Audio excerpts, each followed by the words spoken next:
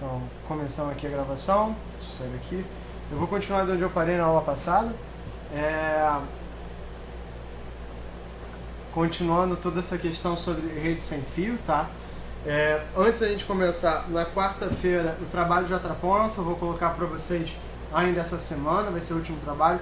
Quarta-feira eu não devo dar aula, tá? Quarta-feira eu vou estar numa banca, então eu não vou conseguir estar com vocês. Mas qualquer coisa, basta vocês entrarem em contato comigo, tá bom?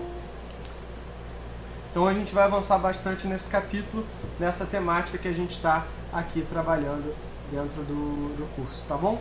Quaisquer problemas, basta vocês falarem aqui comigo que eu vou estar conversando, tá? Então vamos lá. A gente estava falando sobre rede sem fio, falou sobre os diferentes tipos de rede sem fio, comentou sobre esses históricos, falou sobre a diferença de Basic Service Set, seu conjunto de dispositivos rodando numa rede 802.11, onde quando eu trabalho em uma rede infraestruturada eu tenho a figura do AP, ou Access Point, ou eu tenho um modo que é só ad hoc, ou seja, que não tem essa questão, sendo que no padrão do 802.11 DFWMAC, tudo que a gente tem seria então esse modo sem você ter o único obrigatório é o modo ad hoc, apesar do Access Point ser o mais trabalhoso. No 802.11 a gente vai fazer a associação de forma um pouco diferente. O espectro vai ser dividido em canais com diferentes frequências. O AP, o Access Point, é que vai escolher quais são as frequências para o AP. Interferência é possível, então é um meio menos confiável. A gente falou sobre Bit Error Rate, então a gente viu inclusive um comentário excelente lá no canal no YouTube, falando, explicando, ampliando essa discussão. Então vale a pena vocês darem uma olhada. Então assim, os hosts estão chegando, eles vão ter que se comunicar com esse AP, e vão fazer o scan desses canais, ouvindo os beacons. Mais uma vez, muito importante lembrar que o beacon vai ser um pacote que ele vai ter uma característica de sincronização muito relevante, muito importante para a gente, e que ao mesmo tempo, esse pacote de sincronização, ele não só vai ter essa característica relevante de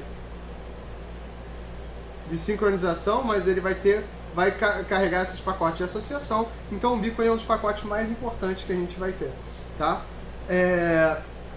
E tem uma brincadeira muito comum que eu faço quando eu dou o curso de rede sem fio, é que assim, que na prova final eu só preciso de uma questão, que é a questão perguntar o seguinte: o que um beacon carrega? E na verdade o beacon ele serve para carregar um monte de coisas em diferentes protocolos, sem fio.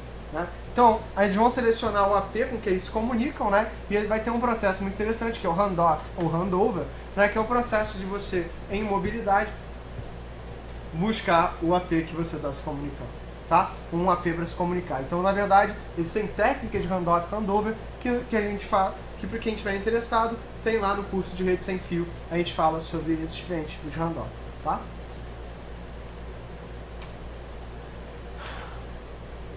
O escaneamento pode ser passivo, ou ativo.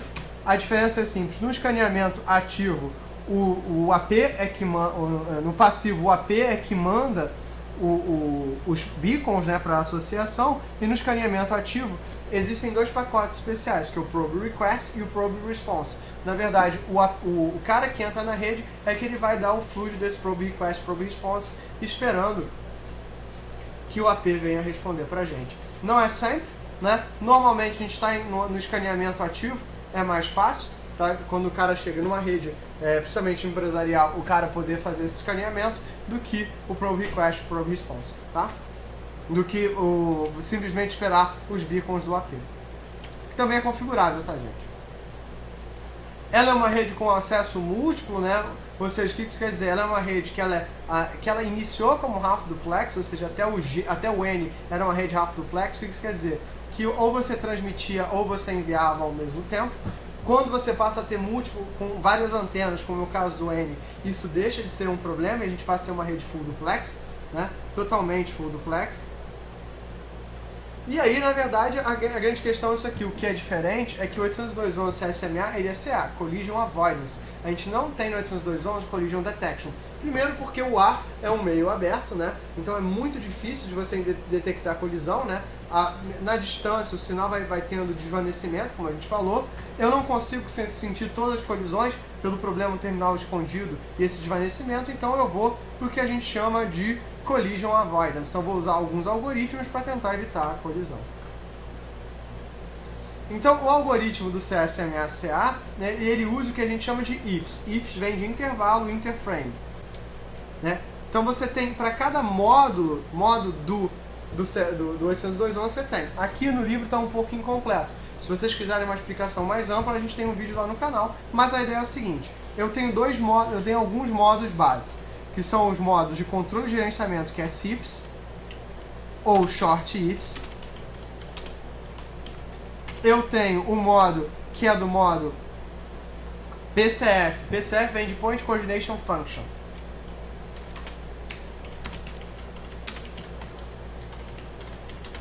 Que é chamado também de modo infraestruturado. O AP está nesse PCF, que ele usa um elemento chamado PIFs. Quando eu estou em ADOC, eu uso o DIFs. Eu estou em modo DCF, que é Distributed Coordination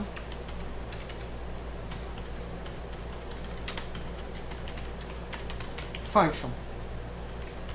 E o DCF usa um estado chamado DIFs, o intervalo interframe, e eu tenho o WAFs, que é para mensagem de erro, quando acontecem os erros.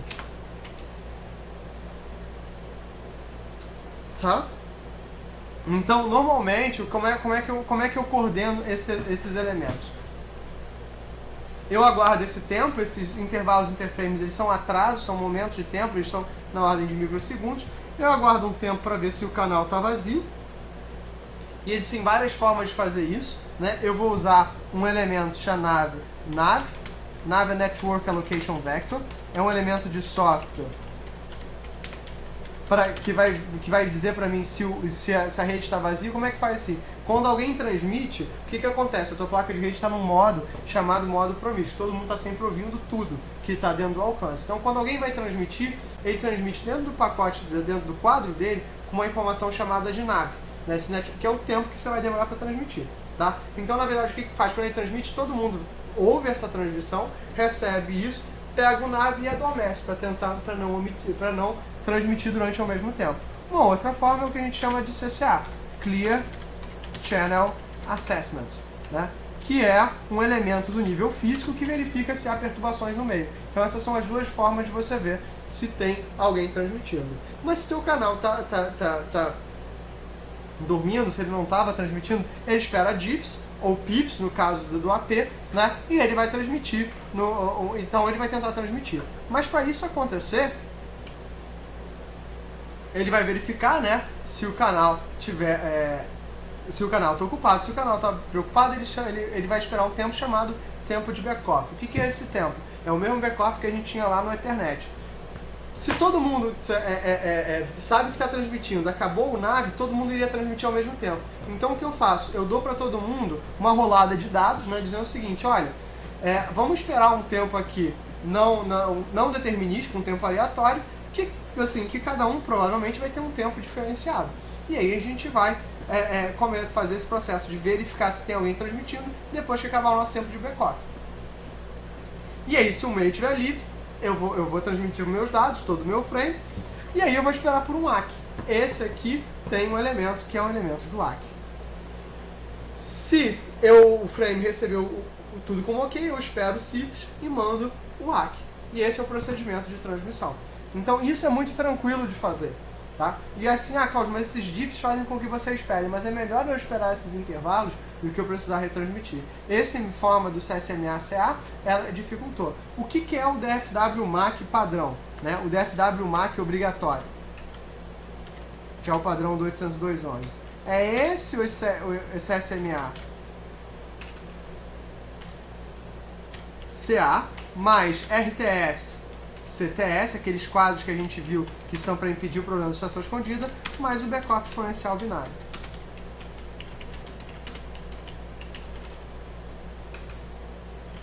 Isso é o DFW-MAC obrigatório. O modo PCF, que é por um esquema de poleamento que a gente vai ver mais para frente, né? Ele é opcional, mas é o que a gente usa na prática. Então a ideia é sempre que o emissor ele vai reservar o canal para uso usando uns pequenos pacotes de transmissão. Então primeiro eu vou mandar um pacote chamado Request to Send, esse RTS, que eu vou mandar para Base Station usando CSMA. O RTS pode colidir, mas como eles são pequenininhos isso não é um problema. E aí eu mando Clear to Send para o primeiro que faz, ou seja, uma corrida contra o tempo. O primeiro que mandar o RTS vai ganhar, tá? Então olha só essa instância, mando RTS CTS, se bater tudo bem, colidir, eu retransmito. O cara que mandar primeiro o RTS, depois do backup, vai receber o CTS do AP, e aí eu vou poder transmitir os meus dados com maior tranquilidade, tá? Na verdade, o controle do AP ele é feito por um processo chamado de poleamento. O modo PCF ele poleia os dados. O que é isso? O AP pergunta para cada um que está na rede se ele quer transmitir. E aí eu vou dividir isso em dois períodos. O período livre de contenção e o período com contenção. Período livre no período controlado pelo AP, o que eu tenho é uma divisão por poleamento, onde o AP pergunta individualmente quem quer transmitir. Tá? E aí ele tem uma troca, né, bem coordenada. Termina o período do AP, eu tenho um período de disputa de acesso ao meio, que é exatamente esse envio de RTS, CTS disputar. Por que eu tenho esses dois períodos separados no 802.11? Por um motivo simples. O AP ele coordena funções de tempo real, ou seja, se eu preciso de banda estrita para uma aplicação, como é, por exemplo, a voz agora, o AP faz isso para mim. No caso, se eu preciso de mais banda, eu posso disputar acesso ao meio depois. Então ter esses dois períodos é interessante. Cláudio, então como é que isso acontece? Acontece que o AP ele também é um membro da rede, então ele disputa acesso ao meio. Disputa e o que acontece? Ele em geral ganha, porque como ele tem que esperar PIFs para transmitir, PIFs é menor do que DIFs. Ou seja, ele espera menos tempo, então ele ganha o acesso ao meio primeiro, todo mundo vê o NAV dele alocado e espera. O nome do NAV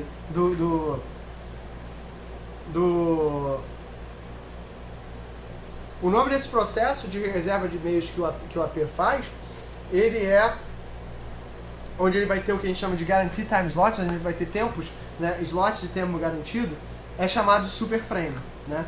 No modo, ou seja, no modo PCF,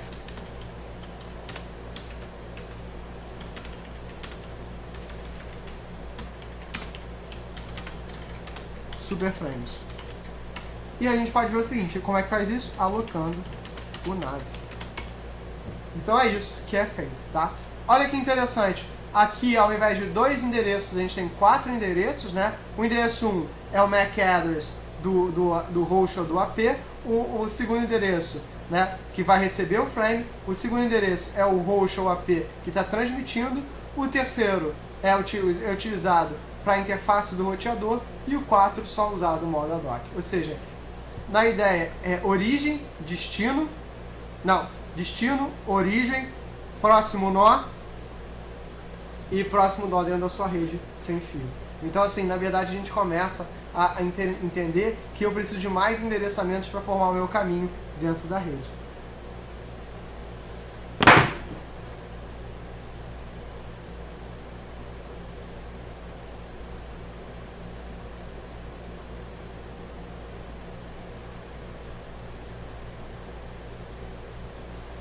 Deixa eu só tomar uma água aqui.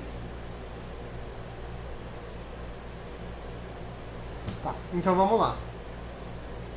Então esse endereçamento, eu tenho que o meu AP ele vai fazer o papel do gateway, porque ele vai ter que fazer essa tradução da minha rede 802.11 para a minha rede 802.3, tradicionalmente. Ou seja, aqui eu tenho 4 cabeçalhos, aqui eu vou ter só 2 cabeçalhos. Então essa tradução vai ter que ser feita, tá? Então é isso que eu vou estar fazendo. A duração, né, o controle de sequência do meu frame e, né, o controle do frame, onde eu vou ter os tipos de dados que eu vou transmitir. Então, se a gente for ver aqui, né,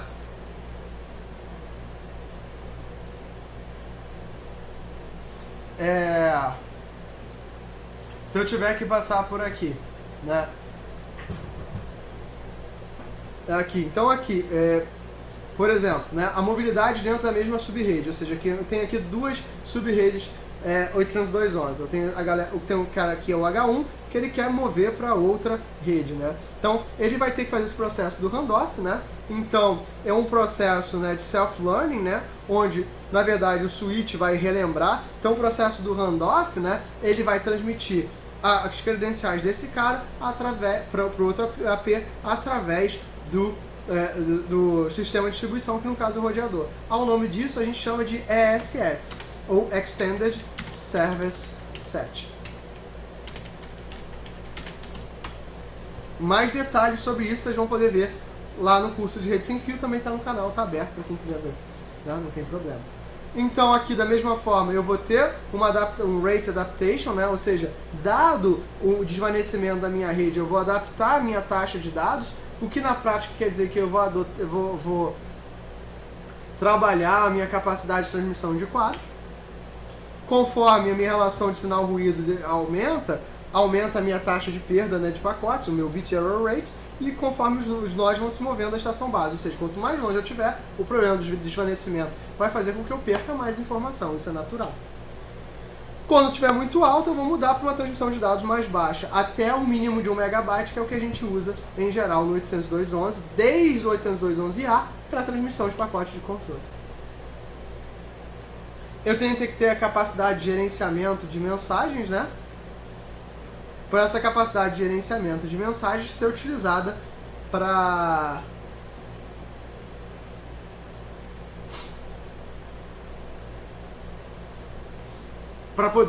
os mais diferentes propósitos dentro de controle dentro da rede. Como também pode ser utilizada para você também transmitir e fazer o gerenciamento de energia. Eu tenho gerenciamento de energia. Esse gerenciamento é muito importante, visto que os notebooks em geral, né, hoje em dia eles têm uma bateria muito grande, mas antigamente não tinham, né? Hoje é muito improvável que você compre um notebook sem que você tenha, né, um dia inteiro de bateria. Quando a gente começou a utilizar notebooks, era muito improvável que você tivesse mais do que 2 ou 3 horas de bateria para o uso. Então, na verdade, esse gerenciamento de energia ele é feito muito pelo AP, mas justamente porque o AP tem esse processo de poleamento. Então ele consegue dizer o seguinte: durante esse período do super frame, quando é que o próximo nó vai transmitir? Então ele consegue dizer para esse cara: olha, agora tem esses slots, eu estou dividindo esses slots em períodos de tempo muito fixos, então enquanto eu estiver pegando outros cabos, você pode dormir, você pode sincronizar para você a API, para você receber a mensagem. Então o teu circuito é o tempo todo, né, dormindo e acordando, isso faz com que economize energia. Né? Para vocês terem uma noção de como isso é importante, façam o seguinte experimento, né? Tentem tirar o chip de vocês de celular e deixem somente o Wi-Fi ligado. Vocês vão ver o quanto de tempo de vida dura o celular de vocês. Né? Já no caso, o beacon, que vai ser o pacote que vai gerar, vai ser enviado pelo AP com essas informações, aí você já começa a ver. O beacon ele é sincronização, o beacon ele é autenticação, o beacon carrega o NAV, o beacon faz esse gerenciamento de energia. Olha quantas informações o mesmo pacote é capaz de transmitir. Já no caso do Bluetooth, ele é o que a gente chama de PAN, uma Personal Area Network, que trabalha com menos de 10 metros. Né? Começou com um objetivo diferente do que ele é hoje, né? Que é o gerenciamento de carro. Ele é um modo somente infraestruturado, ele não tem a questão do AP.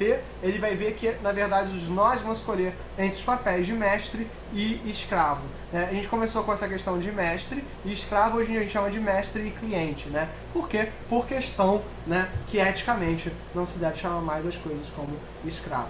Né? Só um instantinho.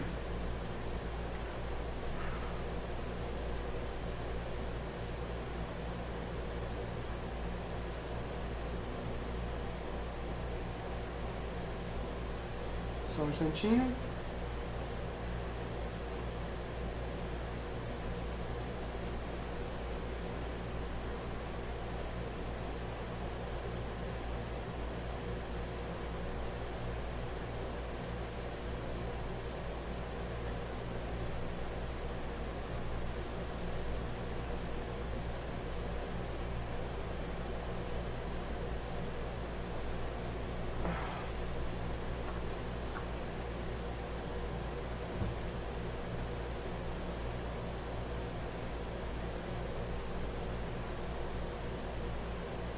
Então vamos lá. Trabalhando com TDM, ou seja, Time Division Multiplex, então é um cara que está trabalhando justamente, né, em função do tempo. né? Então, tipo assim, ele trabalha com uma taxa muito baixa de informação, então ele trabalha o TDM para transmissão de dados, ele faz FDM, né, para fazer o spread spectrum. A gente vai ver que esse FDM ele só existe em dois momentos. Ele existe justamente para evitar, né, que o seu sinal seja, como é que eu vou dizer, tem interferência no seu sinal. Eu tenho um modo chamado de PARC, que é um modo também de economia de energia, e ele faz, né, esse bootstrapping. O nome da rede Bluetooth é chamada de Piconet. Você pode conectar mais de uma Piconet formando o que a gente chama de uma Scatternet. Tá? E, na verdade, tem muito mais detalhes sobre Bluetooth do que isso que é apresentado no livro, né? Então, o livro ele faz uma sumarização muito grande. Existe então, uma questão chamada de... o Bluetooth ele tem uma forma muito particular de acesso à rede, que ele trabalha com fases, então ele é um cabeçalho de etapas de tempo. Eles têm o que eles chamam de uma máquina de estados para gerenciamento de informação, mas se vocês quiserem mais detalhes, tem uma aula de Bluetooth, tanto no curso Rede Sem Fio quanto no curso de IoT. Vale a pena vocês darem uma olhada, também está lá no canal, em qualquer um dos cursos, é só digitar lá por Bluetooth, tá?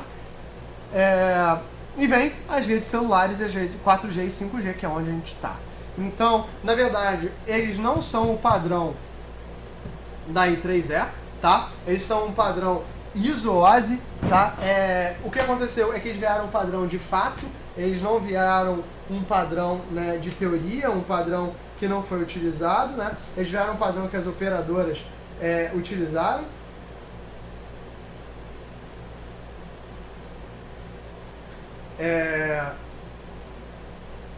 Deixa eu ver aqui, tem alguém mandando mensagem.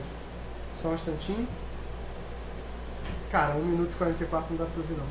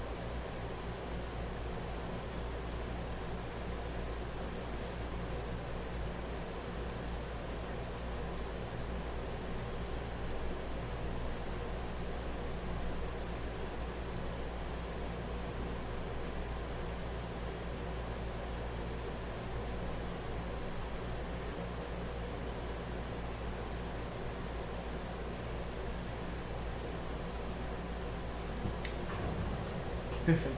Então, pessoal, na verdade o 4G ele acabou virando, né, tipo, esse padrão, e mais importante do que isso, ele hoje é o conjunto de tecnologias de internet mais utilizadas do planeta. Tá? Então, na verdade, existe muito mais dispositivos celulares do que computadores. Para muita gente, o celular é o computador de entrada. Ele é justamente o elemento de uso, né, para todos os dispositivos.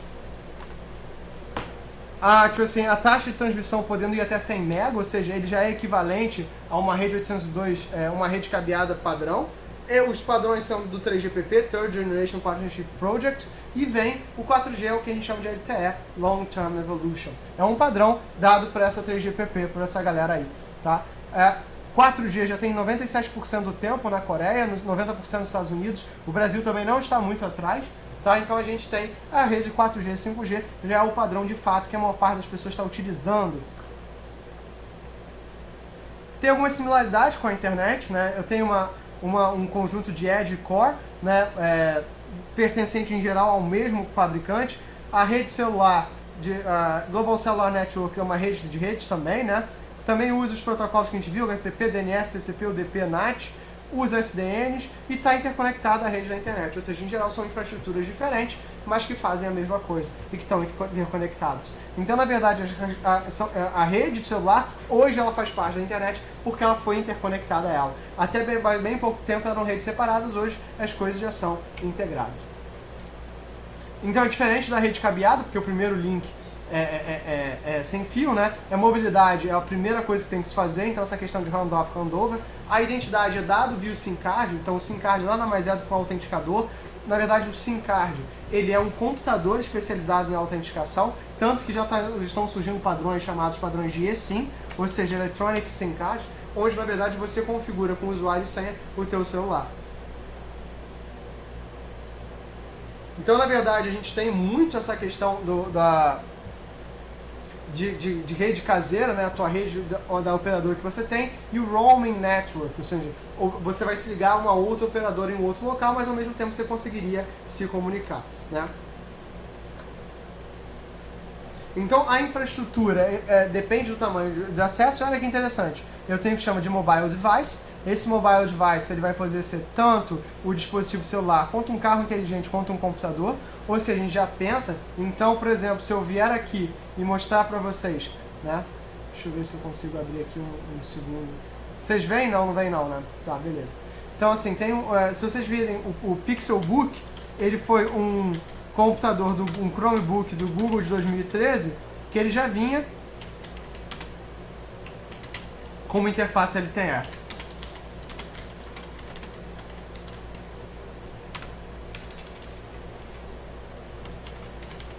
Mas isso é mais comumente com tablets, né? Por exemplo, o iPad já tem versões com LTE. Então, assim, na verdade, se você pensa que o iPad Pro, por exemplo, ele é o computador de entrada da Apple, ele é um computador que tem com LTE. Tem alguns Chromebooks que tem e alguns computadores que vêm com a centrada LTE para você poder transmitir. É uma rede de acesso à rádio, ou seja, transmissão com rádio, e a base station é chamada de Node B, tá? Essa Node Station vai ser ligada a um Serving Gateway, né? Onde eu vou ter aqui um Home Subscriber Service, que ele vai ser um autenticador, ele vai gerenciar as tuas contas, e um Mobility Management Entity, o cara que vai saber se você está na tua rede local ou não. Tá? Então, na verdade, aquela infraestrutura que a gente tinha dentro do data center é muito similar, né? Com switch de entrada e switch de saída. Isso aqui é chamado de Enhanced Packet Core, onde eu faço o switching, né? A comutação dos pacotes, e isso tem que ser muito rápido. Ele tem que ser totalmente IP. A partir do 4G, essa rede é totalmente digital. Né? Então a gente não tem mais interfaces analógicas, né? Então, na verdade, eu estou utilizando aqui só um conjunto de jargões e equipamentos próprios dessa tecnologia. O Base Station vai ser a borda da minha rede, ele está equivalente ao modem da minha casa, vai fazer o gerenciamento dos recursos de rádio dentro de uma célula, né? Nesse período hexagonal, vai coordenar a autenticação do dispositivo com outros elementos da rede, é similar ao Base Station, né? Mas tem um papel fixo na mobilidade nessa troca e vai coordenar com todas as outras base stations o uso do rádio, ou seja, ele não só vai coordenar as pessoas que entram, mas quais as frequências que você vai estar trabalhando. O HSS, né, vai armazenar informação móvel, né, sobre o dispositivo e vai trabalhar com MME, né, com Mobility Management Entity na autenticação dos dispositivos. Já esses gateways, eles vão trabalhar no path do caminho, são na prática roteadores celulares internos que vão trabalhar com tunelamento da mesma forma que a gente tem, ou seja, isso aqui funciona de forma muito parecida com a SDN que a gente estava lidando. O MME ele vai trabalhar com essa autenticação, né, dos dispositivos com a rede móvel e com o gerenciamento do handover e do handoff entre as células que o cara estiver trabalhando. Então, na verdade, eu me comunico com o Base Station, vou fazer a autenticação no MME e com HSS, e aí eu vou trabalhar. Se eu penso em termos de Control Plane, isso é uma SDN. Então eu tenho a Base Station, vou ter um túnel para o meu Gateway, que vai ter um túnel para os elementos externos. Né? Isso aí, tudo gerenciado ali em cima. né? Então, né, tipo, se vocês veem que a nossa infraestrutura IP ela já está muito parecida com a infraestrutura celular justamente porque essas coisas convergiram. Para pensar no mercado. Quando há muito tempo atrás você tinha Claro, você tinha as operadoras e você tinha as operadoras de internet. Quem hoje são as operadoras de internet? As operadoras de celular. Ou seja, você tinha GVT, a Vivo compra a GVT, então você passa a ter uma operadora de celular e de internet. Você tinha a Oi como telefonia. A Oi foi a primeira a oferecer pacote completo. A NET é comprada pela Claro. A TIM passa a ter a TIM Fibra, né? Live TIM, né? Então esses operadores transformam operadoras de celular e internet porque é tudo a mesma infraestrutura, né? É isso que eles querem trabalhar. Então aqui, né, eu tenho como infraestrutura de camada de enlace justamente esse RLC, esse Radio Link Control, que é um protocolo justamente de trabalho para fazer essa convergência. Então aqui eu tenho nível físico, né, que eu trabalho, uma camada MAC, esse Radio Link e uma camada de convergência que é o RLC para o IP tradicional. Então o base station é praticamente um roteador sem fio de longa distância. Na camada de termo, eu tenho alguns termos muito, né, tradicionais, como downstream, que vai ser esse elemento aqui, que vai ser do celular que vai ser do base station para o celular, e upstream, que vai ser do celular para o base station. Cada um trabalhando com sistemas de multiplexação diferentes, ou seja, FDM, TDM e o que a gente chama de OFDM, Orthogonal Frequency Division Multiplexing, que a gente falou lá no capítulo 1. Isso pode chegar até 100 MB, e por isso que o 4G permite que vocês assistam, por exemplo, 3G, assistam Netflix, assistam YouTube, sem maiores problemas, né? Tudo isso aqui através desse tunelamento. Então esse tunelamento vai permitir que esse path aqui seja ignorado pela gente, ou seja, na prática o que a gente está dizendo é o seguinte: esse caminho já vem dado para a gente. É muito parecido com o MPLS, é muito parecido, né, com o SDN. Esse tunelamento já é dado pela operadora pelos caminhos que fazem. E da mesma forma que a gente pensou no BGP, o tunelamento aqui ele é baseado em critérios comerciais. Ele não é baseado em critérios de melhor caminho necessariamente. Então aqui tem meus dados, vou chegar na base station, né? A base station vai fazer o broadcast do sinal a cada 5 milissegundos, ou seja, eu gasto muita energia. Eu vou achar o meu primeiro sinal, eu vou me linkar a esse primeiro sinal de maior potência, né? E vou guardar na memória um segundo melhor. Vou selecionar a base station que eu estou associado e eu vou depois me autenticar. Se eu tiver em handoff, como eu faço isso a cada 5 milissegundos, eu tenho mais de uma base station associada, né? De vez em quando eu vou dormir justamente para economia de energia, né? Eu tenho dormidas leves de 100 milissegundos, mas eu posso, depois de 5 a 10 segundos na atividade, eu vou fazer nada. Então eu vou descartando. Então, por exemplo, quando o seu celular está em hibernation, ele provavelmente entra nesse estado de deep sleep. E é por isso que às vezes ele demora. Então, na verdade, essa troca é feita porque eu transformo esse gateway aqui com o celular, feita com a rede IP, porque eu transformo esse gateway aqui justamente com um interconectador com o resto da internet. Então, na verdade, eu tenho essa troca. Então, o teu celular é só mais um ente dentro da internet, normalmente. Então, assim, o que é 2G e 3G, isso não é uma rede IP direta, então tem que fazer uma tradução. O 4G em diante, isso é uma rede IP direta. Então, acabou, a gente tem uma infraestrutura de comunicação que é totalmente IP. Tá? E aí a gente vai para o 5G. E aí o 5G é uma outra brincadeira. O 5G é você chegar a 10 vezes a velocidade desse elemento. Ou seja, eu estou chegando a quase 1 GB. Você ter, né, velocidades absurdas em faixas de frequência absurdas sem que eu necessite, né, de elementos. O sonho de toda operadora é você eliminar a infraestrutura física. Então você poder sair dessa infraestrutura cabeada e você poder fazer isso tudo sem fio. Ou como eu sempre falo, imagina a operadora poder te vender uma caixinha que você compra na loja da operadora e que você não precisa de mais nada para poder se comunicar na rede dela. Para o operador isso é um sonho. Para o operador isso é um sonho, né? É justamente isso que a operadora quer. A operadora não quer depender de alguém instalar na sua casa, quer que você mesmo possa plugar algo na tomada e as coisas já estejam conversando. Mas nem tudo são flores, isso não é compatível com 4G diretamente, então os dispositivos vão ter que fazer isso de forma transparente para o usuário final. Ele vai usar o que a gente chama de MIMO, que é um outro sistema de multiplexação, que vem de multiple input, multiple output, ou seja, eu tenho várias antenas em várias faixas de frequência, é o que a gente usa no 802.11n, né, em diante, para você ter altas taxas de velocidade. Trabalha com faixas de frequência muito altas, para você poder ter, você tem menos distância que o 4G, mas em mais altas velocidades, né?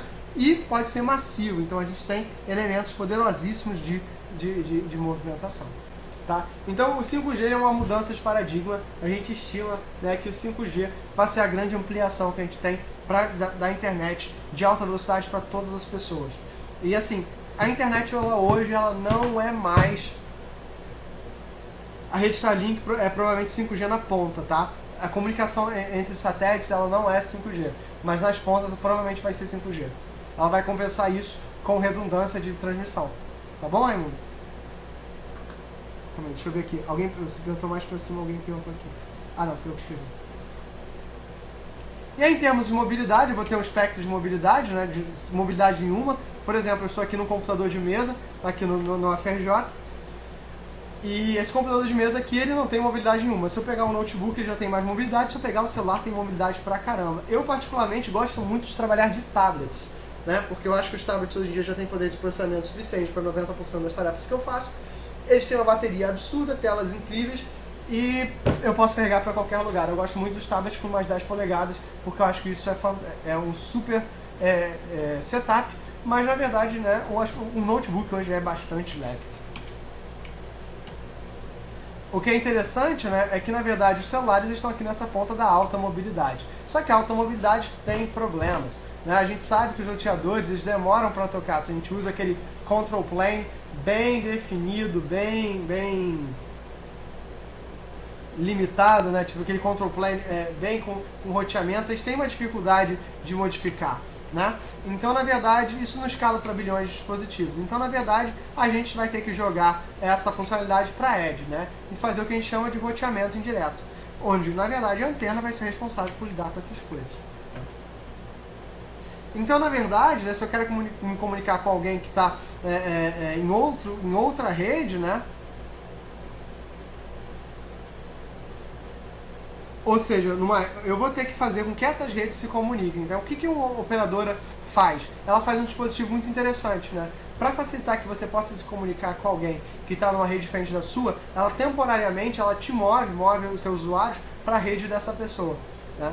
Então, se você, por exemplo, está em roaming, o que significa estar em roaming? Quer dizer que você se autentica como usuário de uma determinada rede, então a sua autenticação tem o seu nome e a rede que você permite.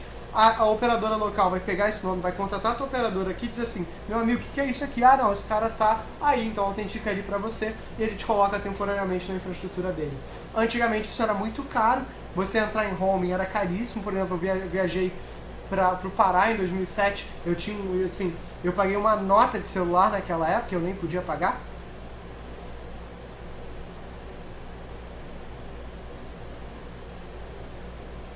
E essas foram algumas considerações que a gente tem, né, então, sobre essa questão. Então, na verdade, essa autenticação HSS, eles vão ter que trocar informações, e isso foi utilizado também dentro de sistemas VoIP. Né? Sistemas SIP, Session Initiation Protocol, eles já têm esse mesmo tipo de pensamento. E olha só, então na verdade eu me logo na minha rede local e eu estou em rede numa rede que eu estou visitando, mas ela tem os meus dados.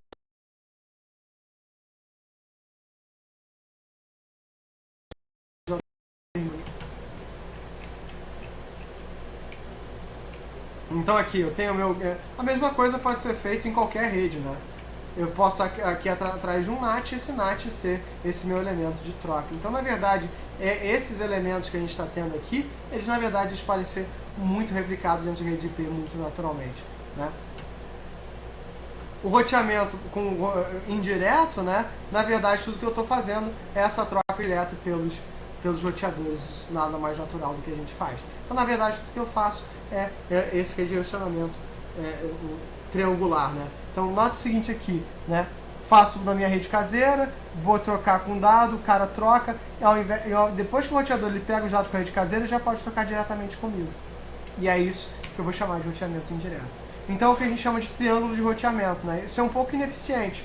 Então, na verdade, o que a gente quer fazer é isso aqui, né? Mandar para esse cara, olha só, me autentico na rede caseira, deixo meus dados, mando diretamente com esse cara validado para a rede visitante, ele entra em contato com o cara e ele já troca dados comigo.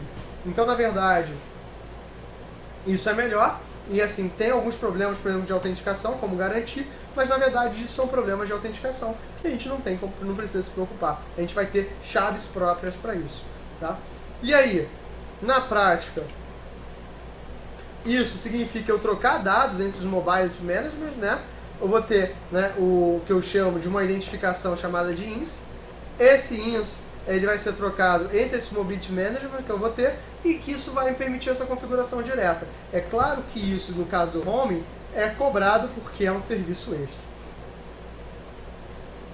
É cobrado mais do que isso, era muito bem cobrado, inclusive. E na prática a gente faz com servidores de streaming, né? A gente, na verdade, quer jogar isso para comunicação direta.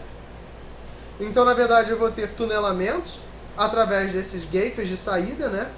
E para fazer esse monitoramento, né? Não tem muito mistério associado. E aí, quando eu estou, né, esse processo de troca, ele vai garantir a nossa comunicação, né? Em relação ao handover, eu vou ter também esses elementos de troca através do gateway, se eu estou na mesma rede. Isso não é problemático de fazer, na verdade é o mesmo princípio do HSS, né? Eu vou, na verdade, só trocar os dados de sincronização. Mas aqui eu não tenho nenhum problema de estar fora, porque eu só faço handover dentro da minha própria rede ou dentro de uma mesma própria rede, né? Isso é muito interessante. E aí entra o seguinte, né? Tipo assim, cara, se eu posso fazer isso numa rede celular, será que eu posso fazer isso para qualquer rede? Sim, só que isso foi, na verdade, aí eu estou falando de algo que surgiu recentemente, mas o Mobile IP já é um conceito que já vem de 20 anos atrás. O Mobile IP é essa mesma ideia. A ideia de que você, na verdade, poderia, quando ter o teu mesmo endereço IP, através de N infraestruturas. Isso é muito útil quando eu estou falando dessas redes móveis, né? Então, quando você tinha uma rede cabeada, isso não fazia tanto sentido, mas a partir do momento que você pode carregar o seu notebook para lá e para cá, isso acaba sendo muito interessante, né? Então, essa arquitetura de IP móvel acaba sendo o próximo nível dessa arquitetura que a gente tem a nível de camada de enlace. A ideia é que o impacto seja mínimo, né? Mas tem um impacto aí até hoje, né? Então, o que a gente viu nesse capítulo e que é importante que vocês notem, que a gente fecha esse capítulo? A gente falou sobre as características dos meios sem fios, a diferença para o 802.11, falou sobre o 4G e sobre o 5G, sobre a finalização dessas características, né? Falou um pouquinho sobre mobilidade e como é difícil, que na verdade é tudo uma transferência de identidades entre as diferentes redes, né, que você vai ter.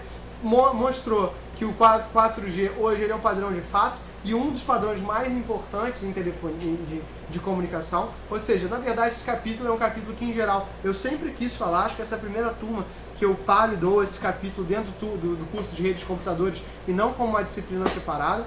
Tem muito mais detalhes para dentro da disciplina, né, de rede sem fio do que a gente está tendo aqui.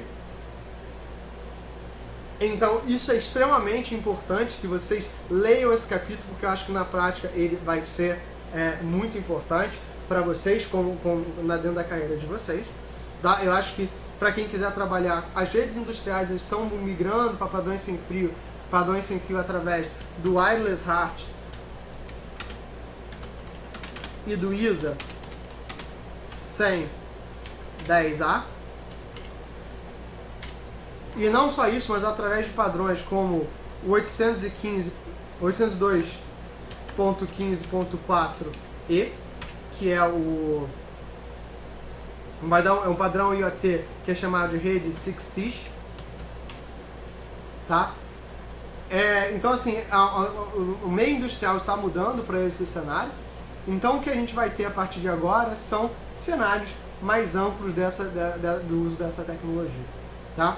Então acho que com isso a gente fecha o capítulo. O que eu vou fazer com vocês e vou liberar vocês hoje, porque eu vou voltar para uma outra sessão da SIAC. Na quarta-feira não tem aula, eu vou estar numa banca também, então recomendo que vocês assistam as sessões da SIAC. Eu já vou voltar ao trabalho lá em breve para vocês poderem fazer. Na semana que vem, que vai ser a última semana de aula, eu vou falar sobre o capítulo 8, que é segurança. e vou dar. E com isso a gente vai ter fechado no livro dos capítulos 1 a 8. E que na verdade vocês vão ter tido um overview do livro do Kurose como um todo, tá? Então foi muita coisa que vocês viram. Acho que é muito importante que vocês leiam isso em continuidade, porque senão a gente vai acaba que esse conhecimento ele passa só não passando. É muito importante que vocês entendam a natureza da informação para quem trabalha com isso.